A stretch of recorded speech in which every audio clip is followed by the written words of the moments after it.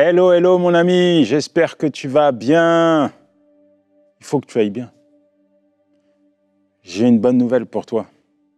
Tu es comblé de la faveur de Dieu. Tu es comblé par Dieu. Tu es un homme riche, riche. La Bible dit dans 2 Corinthiens 9, verset 8, « Et Dieu peut vous combler de toutes sortes de grâces, afin que possédant toujours en toutes choses de quoi satisfaire à tous vos besoins, vous ayez encore en abondance pour toute bonne œuvre. » Tu as entendu? C'est vraiment important que tu puisses réaliser que non seulement Dieu, déjà, a accompli quelque chose de miraculeux pour toi, puisque tu es sauvé. Ça, c'est le plus grand des miracles, c'est le miracle de la vie. Mais là, sur la terre, il te comble de toutes ses richesses. C'est-à-dire qu'il va te fournir tout ce dont tu as besoin pour vivre, mener une vie épanouie avec lui. Dieu est la source de toutes tes ressources. Et au travers de cette émission, au travers de ce face-à-face, je vais te donner quelques clés, quelques principes pour que tu expérimentes toutes les ressources de Dieu dans ta vie, pour que tu les actives. Est-ce que tu es d'accord avec ça? Est-ce que tu es OK avec ça? C'est bon pour toi? Avant d'y aller, on va quand même prier. Seigneur, merci pour ces instants, ces moments où tu vas nous parler. Je sais, Seigneur, que tu vas activer quelque chose dans nos vies, quelque chose de beau, quelque chose de merveilleux, quelque chose de glorieux. Et je prie pour ton enfant qui te regarde, qui est à l'écoute de ta parole, afin qu'il puisse avoir une pleine révélation sur toutes les richesses que tu as mis à disposition afin qu'il mène une vie heureuse et épanouie et qu'il soit une source de bénédiction pour sa famille et tous ceux qui l'entourent et pour ce monde, Père. Dans le nom de Jésus, je t'ai prié. Amen, amen et amen.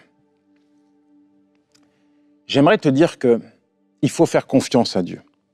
Philippiens 4, verset 19, « Et mon Dieu pourvoira à tous mes besoins avec gloire et richesse en Jésus-Christ. » C'est Paul qui parle et il dit une vérité importante. Dieu pourvoira à tous vos besoins. On a tendance parfois à croire que Dieu pourvoira à un besoin. Et encore ce besoin, parfois on est tellement rationnel qu'on essaie d'y pourvoir, de répondre à ce besoin par des solutions humaines, charnelles. Mais Dieu dit, je vais pourvoir à tes besoins. Pas à un besoin, mais à tous tes besoins. Il n'y a pas un seul besoin que Dieu ne soit pas en capacité de pourvoir. Dieu veut répondre, Dieu veut agir. Dieu veut être la source de toutes tes ressources. Alors toi, il faut que tu lui fasses confiance. Il ne faut pas louper le coche. Face à un besoin, il faut que tu te positionnes, il faut que tu puisses avoir la foi, il faut que tu puisses faire confiance à celui qui te dit « Je suis celui qui pourvoit ». On parle d'un homme qui s'appelle George Muller, un homme pasteur, philanthrope, qui avait des orphelinats. Et un jour, il avait des vrais défis logistiques, financiers. Et un jour, il n'y avait pas de petit déjeuner pour les enfants qu'il avait recueillis dans son orphelinat. Alors, il les a réunis dans le réfectoire. Et il n'y avait rien, aucun pain, il n'y a pas de lait, il n'y a rien. Il a commencé à prier. Il a commencé à prier en croyant que Dieu allait pourvoir, parce que c'est un homme de foi qui a toujours cru que Dieu allait agir. Et Dieu ne l'a jamais déçu. Dieu ne l'a jamais déçu. Sa foi n'a jamais été trahie par Dieu. Dieu a toujours répondu de manière spectaculaire, de manière miraculeuse à sa foi. Et là, alors qu'il prie comme par hasard, bien que le hasard n'existe pas, il y a un boulanger qui passe. Et il est venu avec du pain, suffisamment de pain pour répondre aux besoins et pour nourrir les enfants. Et puis après le boulanger, il y a un marchand de lait qui a cassé son chariot et qui passe et qui offre du lait à tous les enfants. Dans les petites choses comme ça, Dieu agissait dans la vie de cet homme et plus cet homme a vu Dieu agir, plus finalement il a développé l'œuvre que Dieu lui demandait de faire. Et tout ça, ça nous amène à réaliser qu'il y a des vrais défis, il y a des vraies choses que Dieu nous demande de faire.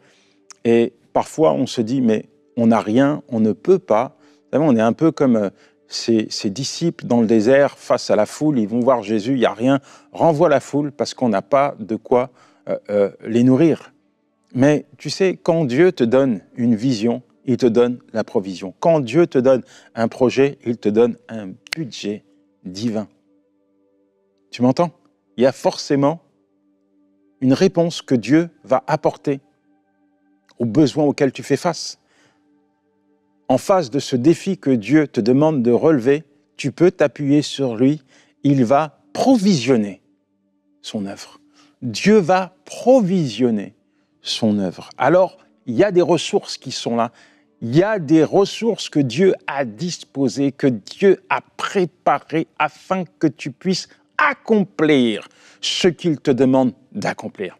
Et si tu veux que cette œuvre se réalise, ce n'est pas une question de budget, ce n'est pas une question de besoin, c'est juste une question de foi. Fais-lui confiance. Peu importe ce que Dieu te demande de faire, peu importe là où Dieu te conduit, peu importe ce qu'il attend de toi, fais-lui confiance. Les ressources sont là. Les ressources sont là. Si tu te focalises sur ce que tu n'as pas, tu ne feras rien. Tu m'entends? Si tu te focalises, si tu mets toute ton attention sur ce que tu n'as pas, tu ne feras rien. Tu ne produiras rien. Mais si tu mets toute ton attention, si tu places ta foi, si tu fais confiance à celui qui est avec toi, à celui qui est capable de pourvoir à tous tes besoins, pas avec petitesse, mais avec gloire et richesse, alors tu vas faire des choses extraordinaires. Alors tu vas voir Dieu libérer, te fournir des ressources extraordinaire dans ta vie. Dieu est capable de faire l'impossible. Dieu est capable d'ouvrir ses écluses, de répondre de manière miraculeuse aux besoins auxquels tu vas faire face. Le même Dieu qui a utilisé des corbeaux pour nourrir Élie, c'est le même Dieu qui est capable d'utiliser, de toucher n'importe quel cœur, n'importe quelle personne, afin de pourvoir à ton besoin. Alors fais-lui confiance. Fais-lui confiance. J'aime bien ce texte où il est question de combat et dans 2 Rois 6, versets 15 à 17, il y a Élisée et puis ils sont entourés d'une armée et le serviteur d'Élisée est dans la peur, il est terrifié, pourtant il marche avec l'homme de Dieu, mais là, face à cette armée, il a peur et il dit on va mourir. Au verset 17, il est dit Élisée pria et dit Éternel, ouvre ses yeux, donc il parle de son serviteur, pour qu'il voie. Et l'Éternel ouvrit les yeux du serviteur qui vit la montagne pleine de chevaux et de chars de feu autour d'Élisée. Et là, c'est quelque chose d'extraordinaire parce que l'Éternel a ouvert les yeux du serviteur et il a vu la montagne remplie de chars de feu qui représentaient la protection de Dieu. Mon ami, aujourd'hui, tu traverses peut-être une situation d'épreuve. Tu es comme environné par des adversaires. Il y a des luttes, il y a des combats intérieurs. Tu es peut-être même malmené dans ta foi. Mon ami, Dieu a déjà tout prévu. Ouvre tes yeux. Ouvre tes yeux. Dieu est là. Dieu t'a jamais quitté. Dieu t'a jamais abandonné.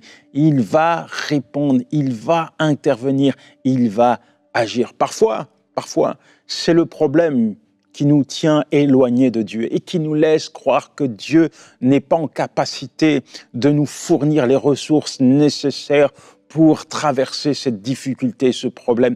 Parfois, c'est à cause du problème que nos yeux sont fermés, que nous sommes comme frappés d'une cécité spirituelle. Mais alors que nous nous tournons vers la parole de Dieu, alors que dans la prière, nous allons chercher une réponse de la part de Dieu, alors que l'œil de la foi commence à regarder les hauts faits de Dieu, alors que nous ressassons tout ce que Dieu a fait hier dans nos vies, alors que nous repassons en boucle les interventions, les victoires que Dieu nous a données, tout à coup, mon ami, aïe, aïe, aïe, nos yeux s'ouvrent. Et la situation n'est pas la même.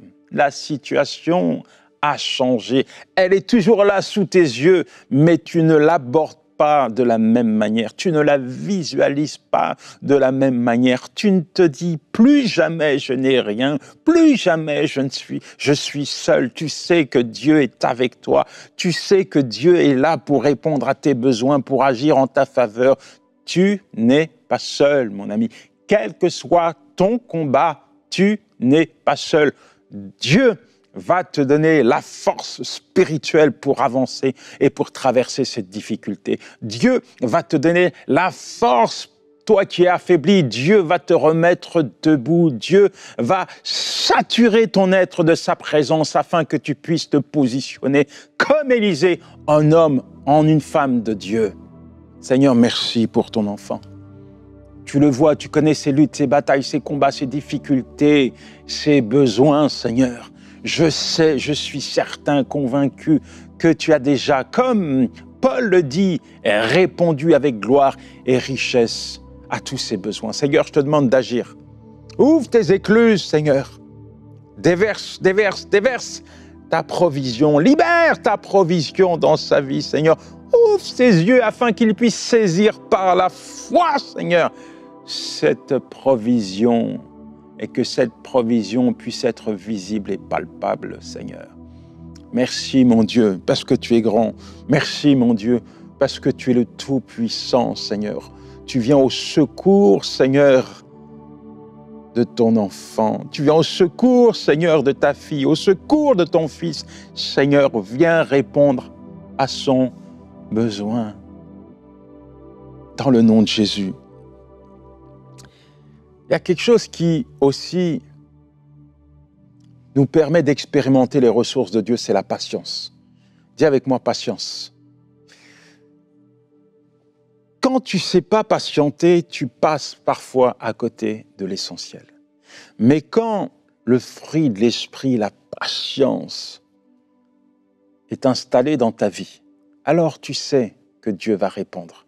Tu sais que Dieu va agir. Tu es convaincu que Dieu fait toutes choses belles en son temps. Tu es convaincu que Dieu va répondre à tes prières. Tu es convaincu que les ressources de Dieu sont pour toi. Il te suffit juste d'être patient. Car l'Éternel, Dieu est un soleil et un bouclier. L'Éternel donne la grâce et la gloire. Il ne refuse aucun bien à ceux qui marchent dans l'intégrité. 2 Corinthiens 9, verset 8. Dis avec moi, il ne me refuse aucun bien. Pas Yanis qui le dit, mon ami, réjouis-toi. C'est Dieu qui te dit ça, c'est une parole pour toi, ça. Il ne te refuse aucun bien. Dieu ne me refuse aucun bien. Alors il faut juste être patient. Oui, juste être patient. Patience. Patience, patience. Quel que soit ce que tu attends, patience, patience, patience. Pourquoi? La provision divine arrive. Les ressources de Dieu vont être déclenchées sur ta vie. Ça doit se passer comme ça parce que Dieu promet de répondre à tous tes besoins avec gloire et richesse. Il te faut patienter. Ne sois pas une génération popcorn. Tu sais, les popcorn, tu mets ça dans le micro-ondes, pa. C'est instantané. Dieu ne fonctionne pas comme ça. Dieu ne fonctionne pas comme ça. Le timing de Dieu n'est pas ton timing. Le timing de Dieu est toujours parfait. Dieu répond toujours quand il le faut, au moment où il le faut. Peut-être que ta saison te paraît longue, difficile. Ta patience est mise à l'épreuve. Peut-être que là, tu es là, tu dis, est-ce que vraiment Dieu va agir? Est-ce que vraiment Dieu va déclencher une provision? Est-ce que cette parole que Dieu a déposé sur mon cœur va s'accomplir. Est-ce que Dieu va répondre à tout ça? Est-ce que Dieu va agir? Est-ce que Dieu m'a oublié? Il va répondre. Et il ne refuse aucun bien à ceux qui marchent avec lui. Est-ce que tu marches avec Dieu? Si tu marches avec Dieu, t'inquiète pas. Je dis, si tu marches avec Dieu, ne t'inquiète pas, tu es à la bonne place. Ne cours pas. Si tu marches avec Dieu, cours pas. Cours pas après la réponse de Dieu. Ne cours pas après la provision. Ne cours pas après la bénédiction. Non, non, non, non, non, non. Quand tu marches pas avec Dieu, tu t'agites, tu cours dans tous les sens. Fais les sprints à droite, tu fais les sprints à gauche, devant, derrière, tu sais même pas où tu vas. Tu es dans un labyrinthe, une spirale d'inquiétude, t'essaies, mais il n'y a rien qui se passe. Mais quand tu marches avec Dieu, tu n'as pas besoin de courir après la bénédiction de Dieu. C'est la bénédiction de Dieu qui tombe sur toi, la faveur de Dieu qui est sur toi, c'est la main de Dieu qui est posée sur toi, c'est les écluses des cieux qui s'ouvrent sur ta vie. Yes! Seigneur, merci pour ton enfant. Merci pour la patience qui l'anime. Que cette patience lui permette de se tenir en place. Qu'à aucun moment, mon Dieu, il ne puisse s'agiter. Qu'il ne puisse pas, à un moment donné, être agité à cause d'un besoin, à cause de l'inquiétude. Qu'il puisse se positionner dans la foi, faire preuve de patience. Seigneur, parce que la patience, Seigneur, est importante.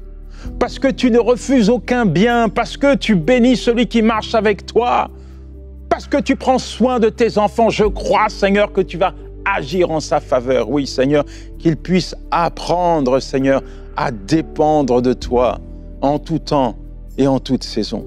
Même dans le désert, Seigneur, tu fais tomber une pluie de bénédiction. Même dans un endroit sec et stérile, Seigneur, celui qui marche avec toi est au bénéfice d'une pluie. Oui, tu arroses sa vie de ta faveur, de ta provision et de ta bénédiction, mon Dieu. Merci, mon Dieu, parce que tu vas faire au-delà, Seigneur, de tout ce qu'il imagine, de tout ce qu'il pense, de tout ce qu'il espère, de tout ce qu'il souhaite, Seigneur. Tu vas le surprendre. Je proclame, Seigneur, que tu vas lui permettre d'expérimenter ta grandeur, oui, la grandeur de ta puissance, la grandeur de ton amour, la grandeur de ta générosité, Seigneur. Merci. Dans le nom de Jésus. Et pour être au bénéfice de la provision de Dieu, pour voir les ressources de Dieu se déverser sur ta vie, il faut que tu sois reconnaissant. Tu sais, Dieu ne te doit rien. Dieu ne te doit rien. Dans 1 Thessaloniciens 5, verset 18, « Rendez grâce en toutes choses, car c'est la volonté de Dieu à votre égard en Jésus-Christ. » Et beaucoup sont dans un état d'esprit d'ingratitude. On dirait que Dieu leur doit tout. Dieu ne te doit rien, mon ami. Parfois même, Dieu te donne quelque chose et tu es toujours en train de te plaindre, toujours en train de murmurer, toujours « Ah, gna, gna, gna, pourquoi Dieu n'a pas fait ci? Pourquoi il ne m'a pas donné ça? Pourquoi il ne répond pas? Pourquoi il n'agit pas ?» Arrête de te plaindre. Arrête de te plaindre. Pourquoi tu loues pas Dieu pour les petites choses qu'il te donne? Pourquoi tu n'es pas reconnaissant pour les petites choses infimes qu'il fait dans ta vie? 5 pains, 2 poissons. Seigneur Jésus les a pris dans ses mains. Père, je t'en rends grâce. Et le miracle s'est déclenché. Quand tu es reconnaissant, quand tu es dans cet état d'esprit de reconnaissance, quand tu sais adorer, exalter, élever le nom de Dieu au travers des louanges et des adorations, quand tu remercies Dieu pour la plus petite chose qu'il fait dans ta vie, alors tu peux t'attendre à expérimenter une multiplication divine. Alors, il y a 2 options qui se présentent à toi. Là, tout de suite. Il y a peut-être des besoins. Ils sont là, ils sont présents. OK. Et puis, il y a peut-être des choses que Dieu a faites. Ces choses ne répondent pas à ton besoin, mais il n'en demeure pas moins que ces choses, c'est Dieu qui te les a données. Peut-être que le besoin est plus grand que les choses que Dieu a faites dans ta vie. Mais pourquoi Tu ne tournes pas ton regard sur ce que Dieu a fait, sur ce que Dieu t'a donné. Et alors que tu tournes ton regard sur ce que Dieu t'a donné, alors que tu commences à être reconnaissant, alors que tu commences à le remercier pour ces 5 pains et 2 poissons, tu vas voir Dieu agir. Tu vas voir Dieu multiplier sa bénédiction. Tu vas voir Dieu multiplier sa provision. Fais-le!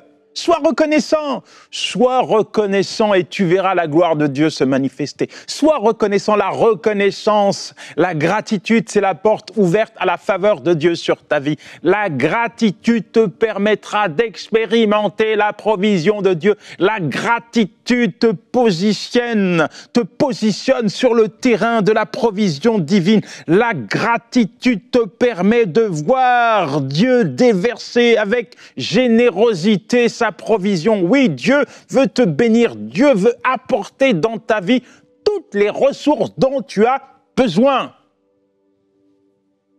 Sois reconnaissant, bien-aimé. Je souhaite que tu prospères à tous égards, comme prospère l'état de ton âme. Oui, quand ton âme est reconnaissante, alors tu vois la parole de Dieu s'accomplir, se manifester. Tu vis des choses incroyables, inimaginables, et tu te dis non, il n'y a que Dieu qui peut faire ça, il n'y a que Dieu qui peut agir de telle manière, il n'y a que Dieu qui a pu m'accorder cette bénédiction, cette faveur, il n'y a que Dieu qui a pu me positionner dans ce poste, il n'y a que Dieu qui a pu remplir mon frigo, il n'y a que Dieu qui a pu remplir mon compte en banque, il n'y a que Dieu qui a pu donner un travail, tout ce qu'il me faut pour nourrir et pour payer des études à mes enfants, il n'y a que Dieu qui a pu agir ainsi, parce que de mes propres forces, cela m'était impossible. Mais comme tu t'es positionné comme un enfant de Dieu, dans la volonté, dans l'obéissance avec Dieu, alors tu es au bénéfice de la faveur de Dieu. Mon ami, l'obéissance, important. L'obéissance est important si tu veux expérimenter les provisions de Dieu, si tu veux puiser et voir les ressources de Dieu se déverser dans ta vie, il faut que tu sois dans l'obéissance, pas dans le péché. Le péché te prive des bienfaits, des ressources de Dieu. Le péché t'éloigne de Dieu, mais l'obéissance te permet d'expérimenter toutes les ressources de Dieu. Ésaïe 59, versets 1 à 2. Non, la main de l'Éternel n'est pas trop courte pour vous sauver, ni son oreille trop dure pour vous entendre. Ce sont vos crimes qui mettent une séparation entre vous et votre Dieu. Ce sont vos péchés qui vous cachent sa face et l'empêche de vous écouter. Tu perds tout quand tu pêches. Je dis, tu te prives de la faveur de Dieu lorsque tu transgresses la parole de Dieu. Quand tu obéis à Dieu, tu vis des choses incroyables. En fait, dans sa parole, Dieu te dit qu'il faut que tu lui obéisses.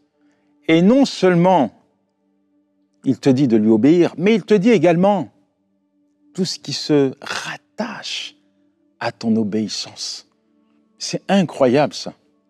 En fait, moi je me pose la question, mais pourquoi les gens se prennent la tête toujours? Pourquoi les gens se débattent avec la parole de Dieu? Parfois je ne comprends pas pourquoi on court à droite, pourquoi on fait des choix qui sont à l'encontre de la volonté de Dieu, alors que finalement, quand on lit la parole de Dieu, on voit que Dieu a déjà tout préparé pour que nous soyons heureux, tout préparé pour nous bénir, tout préparé pour que nous puissions expérimenter sa provision. Deutéronome 28, versets 1 à 14. Je t'invite à méditer, mais il est question que Dieu te donnera la supériorité. Tu seras béni dans la ville, dans les champs. Tu seras un témoin de la générosité de Dieu. Ta corbeille, ta huche seront bénies. Le fruit de tes entrailles, du sol et des troupeaux seront bénis. Tu seras béni à ton départ et à ton arrivée. Tu seras victorieux sur tes ennemis. Dieu multipliera tes biens. Il y aura une pluie de bénédictions sur le travail de tes mains. Tu prêteras beaucoup. Et tu seras béni partout. C'est Dieu qui le dit, ça. C'est pas Yanis Gauthier. C'est Dieu. Partout, tu seras béni. L'empreinte de Dieu, la faveur de Dieu, la générosité de Dieu feront de toi un témoin vivant. Les gens viendront de toutes parts pour voir ce que Dieu fait dans ta vie. Et tu seras une source de bénédiction. J'aime Jabez qui va dire à Dieu dans sa prière, « Bénis-moi ». Ce n'est pas une prière, c'est centrée sur lui. C'est comme s'il disait à Dieu, « Fais de moi une source de bénédiction, pour que le monde puisse voir ce que ta main m'a donné et pour que je puisse à mon tour être en capacité de donner et de bénir. » Oui, l'un des principes pour activer les ressources de Dieu dans ta vie, c'est la générosité.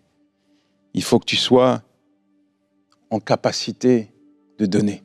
2 Corinthiens 9, verset 6, « Celui qui sème peu moissonnera peu, et celui qui sème abondamment moissonnera abondamment. » C'est important que tu sois généreux.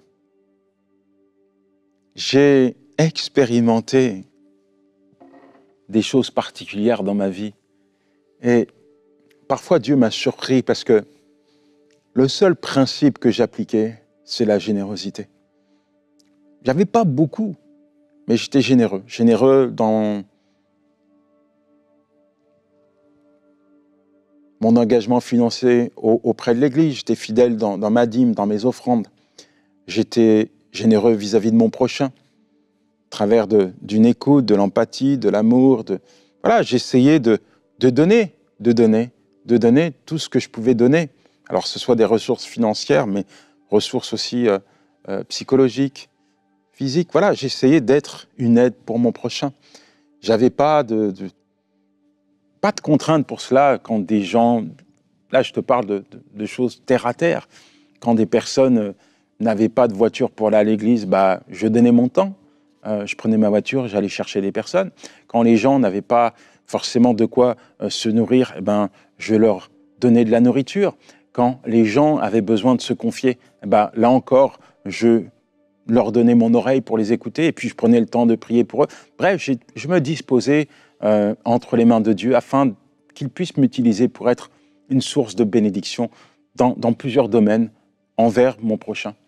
Et dans ce principe où je sème, je vois finalement Dieu me donner. Alors, je ne le faisais pas pour recevoir, je le faisais parce que Dieu me demandait de le faire et parce que Dieu nous demande de le faire, nous devons le faire. Mais la vérité, c'est que cherchez premièrement le royaume de Dieu et tout le reste vous sera donné par-dessus. Alors, si tu veux être au bénéfice des ressources de Dieu, fais-lui confiance, sois généreux, marche dans l'obéissance et tu verras que Dieu est fidèle à sa parole, tu verras que quels que soient les défis, quels que soient les projets, quels que soient les objectifs que Dieu t'a fixés, il est là pour répondre à tes besoins et tu vas réaliser que Dieu a déjà tout préparé. Il a déjà tout préparé. Ces principes vont te permettre d'activer, de déclencher les ressources de Dieu dans ta vie et tu seras ainsi un témoin visible, un témoin vivant de la bonté, de la générosité de Dieu. Que le Seigneur te bénisse, mon ami. À bientôt.